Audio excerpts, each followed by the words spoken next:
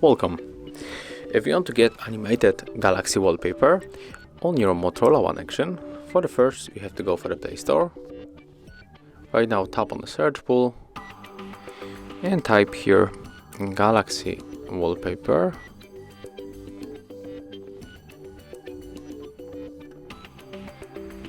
And we have to get this application, Shadow Galaxy, from the maxellus.net.